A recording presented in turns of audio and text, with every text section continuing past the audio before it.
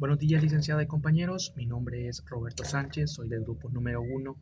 Esta vez vamos a hablar sobre las disposiciones preliminares de la inscripción en el registro de propiedad, raíz e hipoteca. Vamos a comenzar hablando de que la importancia de la inscripción en el registro de propiedad, ya que a través de ella, a través de la inscripción, se generan o se producen eh, efectos frente a terceros. Ya que podemos tener el título de propiedad, pero sin la inscripción, pues no existe legalmente. La ley ordena jurídicamente la inscripción de documentos de propiedad raíz y de obligaciones hipotecarias para así, estableciendo así un alto a las anarquías de los registros privados y a través de la inscripción se ponen en práctica los principios registrales universalmente aceptados, como son, por ejemplo, el principio de legalidad, el principio de publicidad y de seguridad jurídica. A su vez, también haciendo un inventario inmobiliario del país. Entonces, el sentido de esta unidad es inscribir aquellos instrumentos de transferencia de dominio y de derechos reales y de otros actos inscribibles siempre de manera ágil, eficaz y segura, siempre apegados a la ley positiva que le da el nacimiento, modificación, adquisición, transmisión y extinción a los derechos de propiedad inmobiliaria y a los gravámenes de los negocios jurídicos. Las disposiciones preliminares son muy importantes ya que juegan un papel fundamental en el proceso, ya que nos van diciendo lo que son los requisitos y pasos a seguir. Entre los requisitos podemos mencionar, por ejemplo, los requisitos que los registradores revisan antes de la inscripción, como por ejemplo el tipo de servicio asignado, en el cual hay una lista con los diferentes instrumentos que son susceptibles o son sujetos de inscripción. Otro punto son los notarios autorizantes. Con respecto al tema de los notarios que son suspendidos o inhabilitados, eh, la Corte manda mensualmente al CNR un listado de ellos. También es importante ver este punto porque hay firmas de abogados que tienen más de un notario y que podría ser que un documento esté en el protocolo de un notario, pero bajo el sello de otro notario, que sí puede pasar. También otros requisitos son la fecha de otorgación, también está vinculado con el notario autorizante, a su vez los datos de los otorgantes, que está vinculado con el tema de la capacidad jurídica, es decir, el poder obligarse. También tenemos que, bueno, se revisa los antecedentes registrales marginados con respecto a los errores, por ejemplo, las equivocaciones que se hacen a veces en la matrícula, que con la equivocación de un número en la matrícula pues se desconfigura todo. También tiene que ver con la descripción del inmueble, que tiene que ver con por ejemplo, la naturaleza, la superficie, la ubicación, también el área, que son elementos descriptivos inequívocos del inmueble. Y por supuesto, sin dejar de lado los montos, que son parte de los instrumentos y para darle sentido al derecho de registro, conforme al porcentaje de las personas que ostentan la disponibilidad de uso y goce, cuando sí se configure el caso. También tenemos otro requisito que es la que se toman en cuenta los gravámenes, restricciones y alertas. Esto con respecto a los inmuebles que están hipotecados, que están embargados o que tienen servidumbres activas, que son gravámenes que afectan directamente al inmueble. También tenemos los documentos con prioridad registral. Esto es para poner en práctica precisamente al principio de supremacía, es decir, primero en tiempo, primero en derecho. También tenemos el tracto sucesivo, que tiene que ver con aquella persona que viene transfiriendo o agravando el inmueble o modificando ciertas situaciones con respecto a la transferencia de dominio para verificar si es efectivamente el titular inscrito. Y también la solvencia municipal, que son cuando es transferencia de dominio o gravámenes que recaen sobre el inmueble y ahí donde se pide la solvencia municipal. Entre algunos de los documentos que se toman en cuenta, solo por mencionarlos, por ejemplo, tenemos la compra-venta, tenemos el certificado de libre gravamen, que también está vinculado.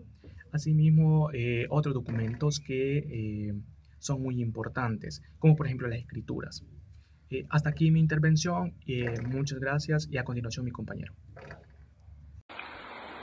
Buenos días, honorable licenciada Lucila. Buenos días, compañeros. Seguidamente, con el tema de mi compañero Roberto, a mí me tocaría hablarles acerca de la inscripción de documentos. En este caso serían compraventas, hipotecas, reunión de inmuebles, particiones de inmuebles, donaciones, testamentos, cancelación de hipotecas, arrendamiento de inmuebles y otros.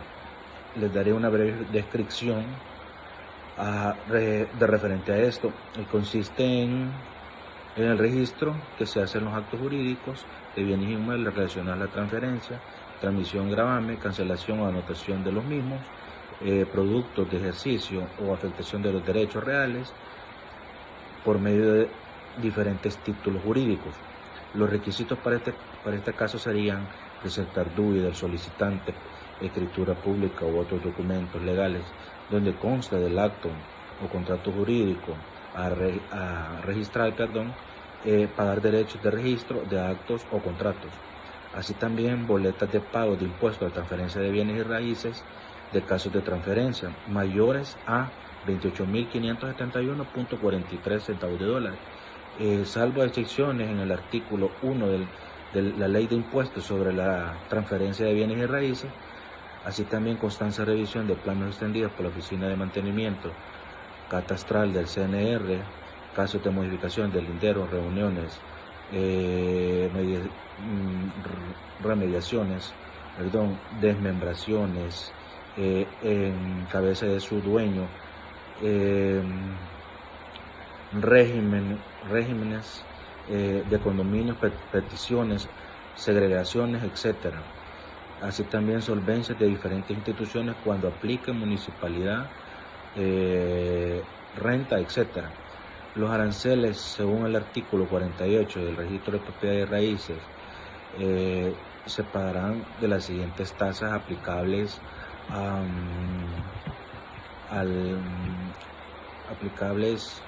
las anotaciones, certificaciones, cancelaciones u otros servicios registrales. Como literal A sería las compraventas, donaciones, adjudicaciones o donaciones en pago, aceptaciones en herencia, cualquier otro instrumento, actos o contratos que produzcan transferencia de transmisión de dominio por cada centena o fracción de centena serían 0.63 centavos.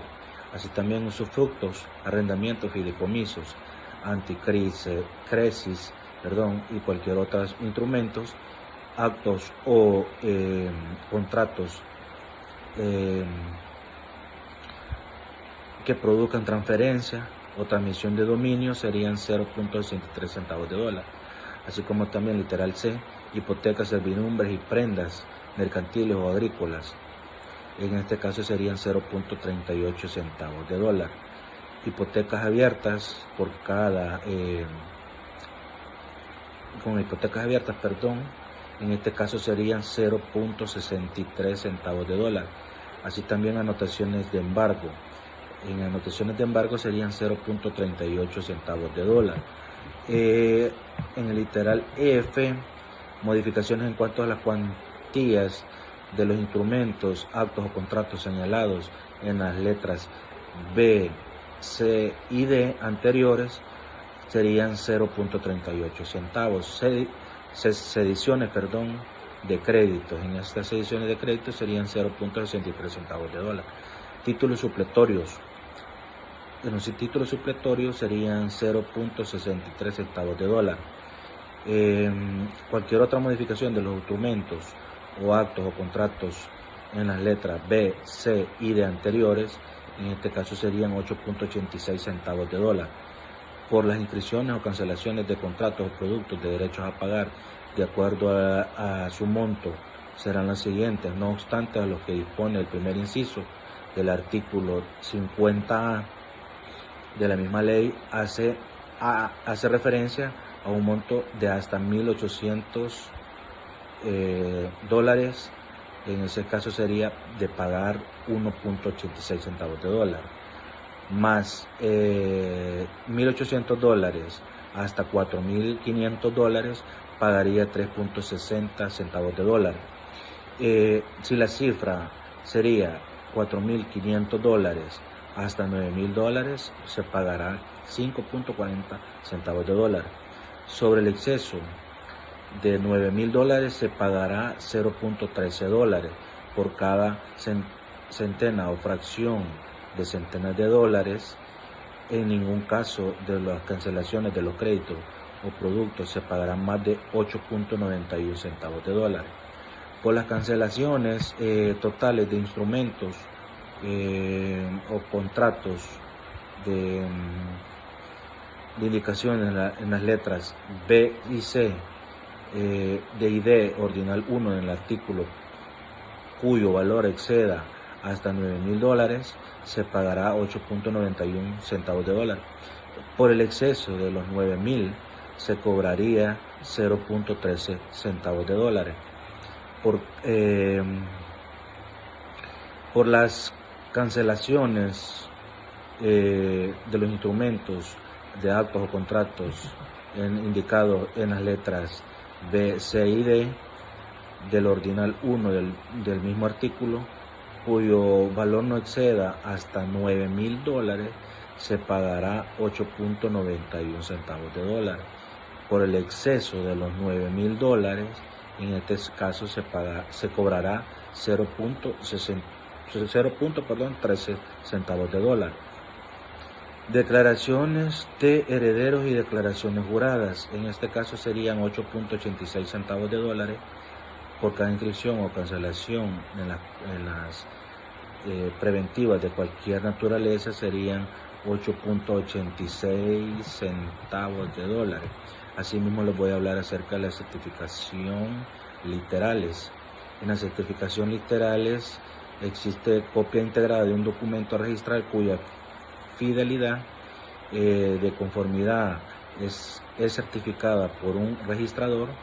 Los requisitos para este sentido serían certificaciones literales, deberá presentar recibo cancelado de derechos de registro y antecedente registral de inmueble a certificar,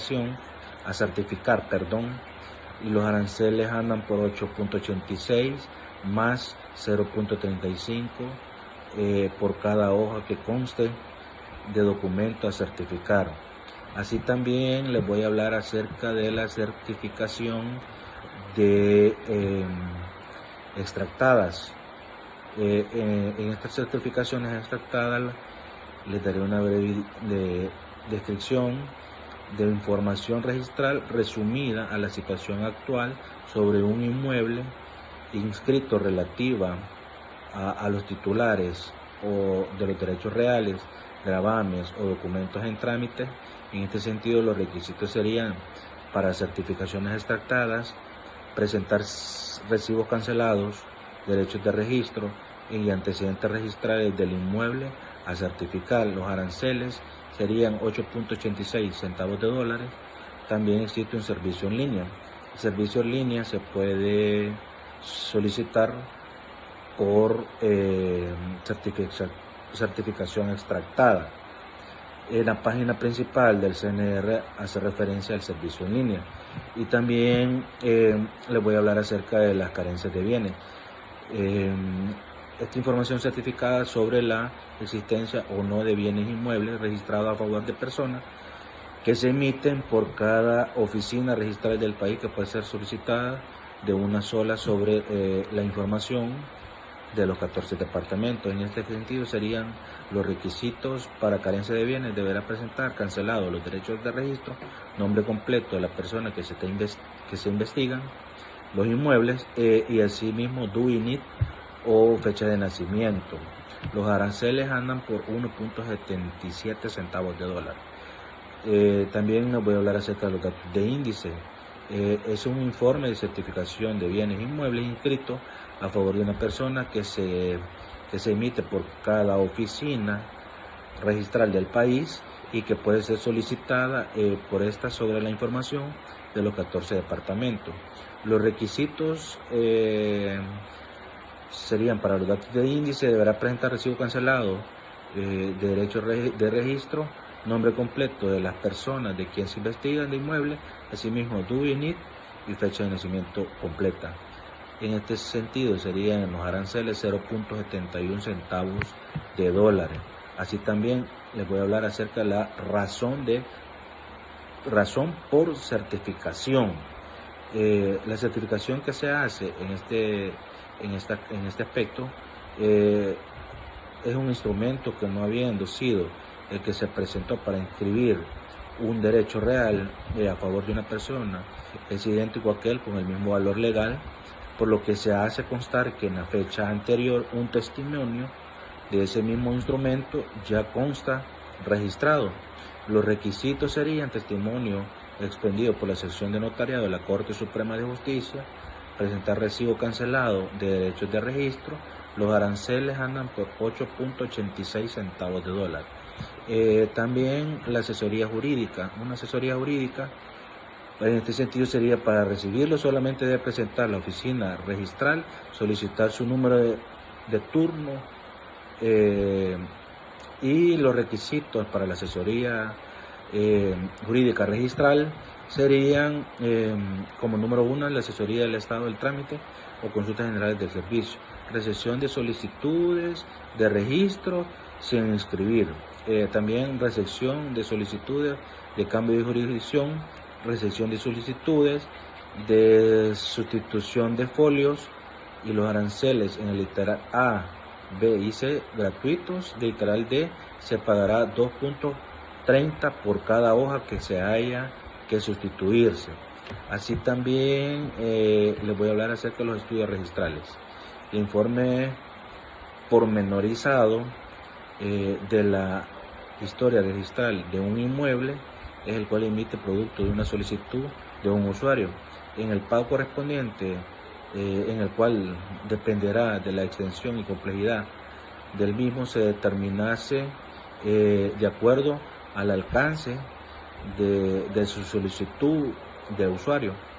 Los requisitos para este caso serían: presentar solicitud a la Dirección de Registro y Propiedad, Raíces e Hipotecas, o a las jefaturas de las oficinas registrales por parte del interesado, y sobre la investigación requerida.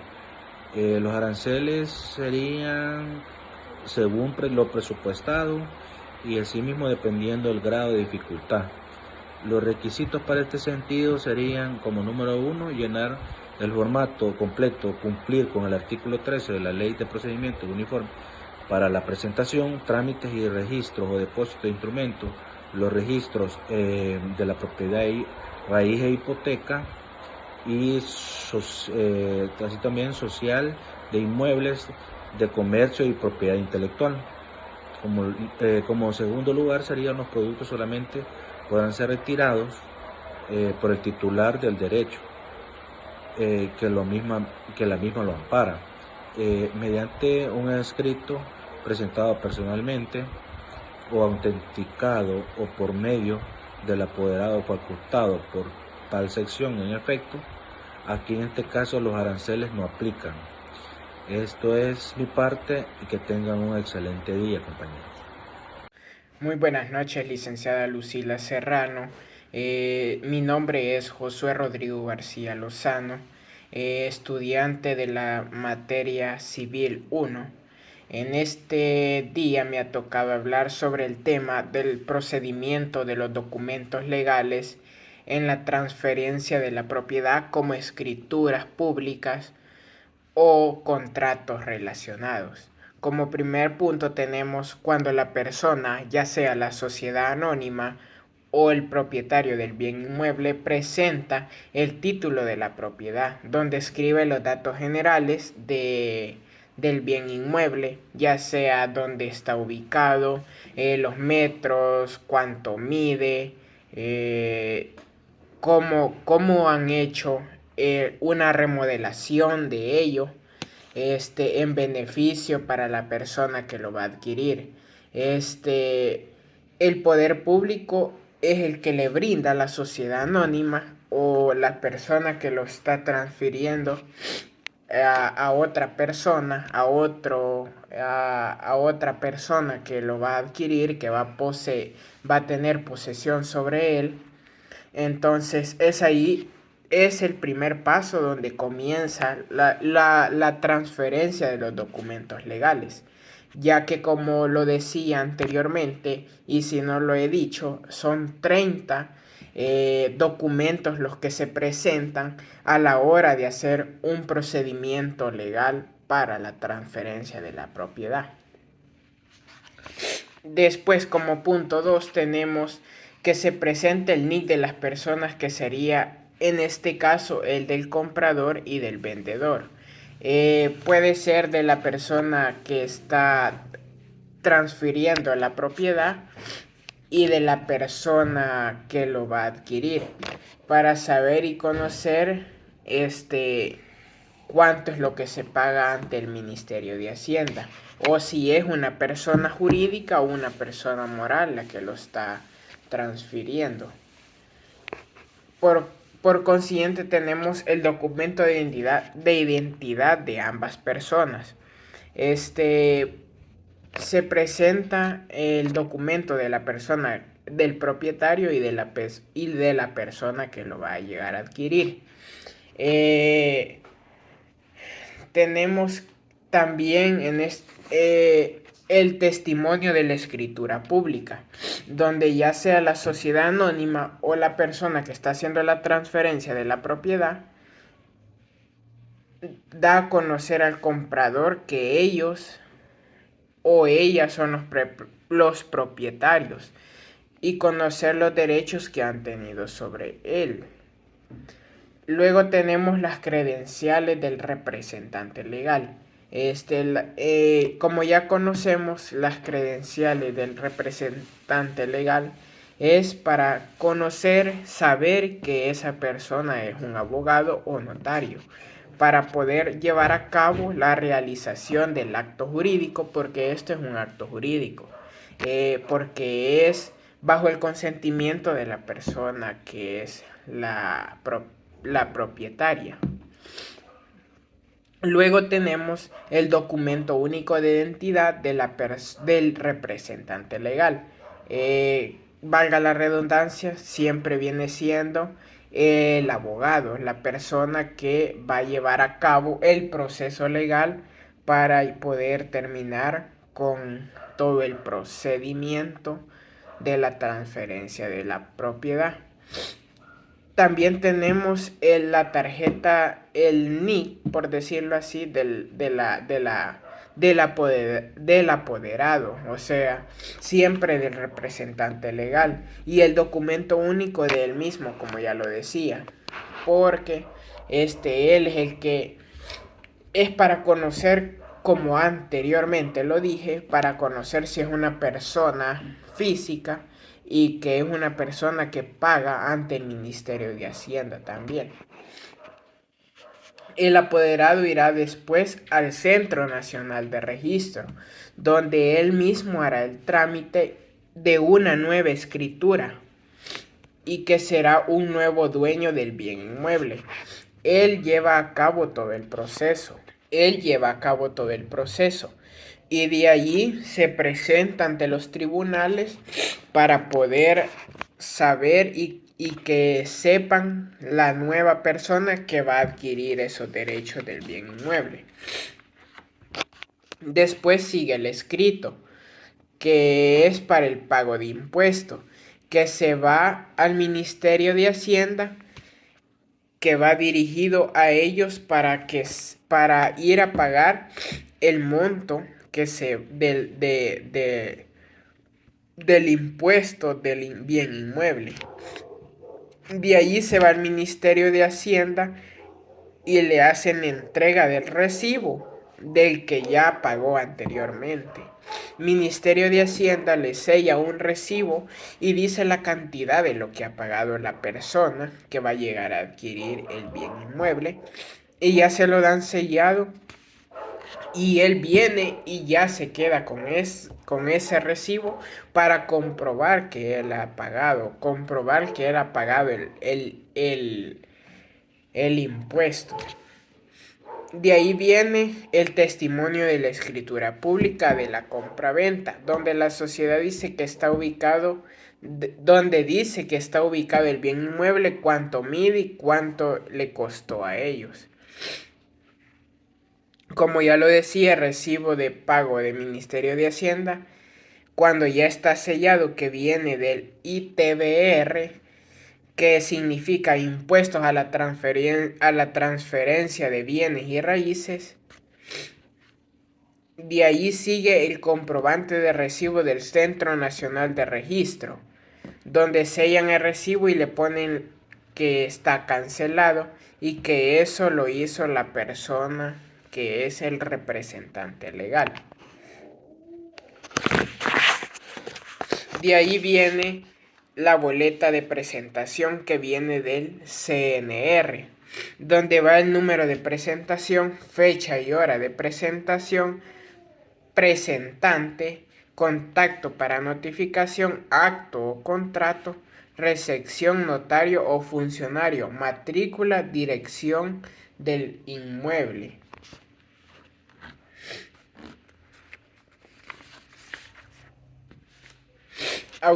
Y de ahí luego, como último, ya vamos teniendo la autorización de retiro de los documentos en el Centro Nacional de Registro. Es cuando ya la persona ya tiene todos sus derechos en el bien inmueble, ya tiene la posesión, ya es propiedad de él. Entonces ya puede ir al Centro Nacional de Registro, que es el CNR, y viene y ya él puede retirar todo para ya poder ser propiamente el propietario. De ahí se presenta el documento único de la persona que ha adquirido el bien inmueble para comprobar que es la persona que de verdad va a ser el dueño de la propiedad, el nuevo dueño de la propiedad. De ahí viene la factura de servicios de energía eléctrica, de lo que sale en el bien inmueble. Ya cuando la persona va a pagar la cantidad que le sale de los recibos de agua, luz y etcétera, etcétera. Como octavo punto tenemos la presentación a la autoridad competente. Cuando se habla de la propiedad, se presenta, como ya lo decía, los documentos legales se presentan ante la autoridad competente, que viene a ser el Centro Nacional de Registro de Raíz e Hipoteca. Se lleva allí todos los documentos legales para saber y ver que se ha hecho un proceso legalmente y que ese proceso y el bien inmueble han sido de un objeto lícito. Y para mayor información de ellos, saber que es ante una autoridad competente que lleva todo el registro de los bienes inmuebles. Hasta aquí mi presentación de lo que a mí me ha tocado. Muchas gracias. Buenas tardes, compañeros, licenciada. A mí me correspondió hablar lo que es la parte de la documentación adecuada y la presentación ante la autoridad competente. Bien, para que tengamos en claro a la hora de hacer un trámite de inscripción de un inmueble, de una propiedad, hay lineamientos que ya están previamente establecidos, que hay que seguirlos al pie de la letra para evitar mayores contratiempos. Es en ese sentido que la documentación debe ir completamente detallada, revisada, para evitar que nos puedan hacer una observación, que esto no pueda atrasar el tiempo de la realización de dicho trámite. En ese sentido, la documentación que debe presentarse en el Centro Nacional de Registros a través del registro de la propiedad, raíz e hipoteca, va a depender dependiendo de qué es lo que estamos tratando de inscribir. Por ejemplo, una propiedad o un inmueble Lo primero que se tiene que presentar es lo que es una compraventa. Una compraventa es el medio que se utiliza para obtener el dominio total de una propiedad. Básicamente es como lo más importante, lo más relevante para la inscripción de una propiedad. Por otra parte, la inscripción que se da por medio de una orden judicial, es decir, que una propiedad o alguna otra situación ha estado sometida a, a un litigio legal, jurídico, y un juez competente ha dictado una resolución para adjudicar dicha propiedad a X persona, es necesario presentar lo que es el documento donde se ordena el embargo. Entonces se procede a al dicho trámite de inscripción.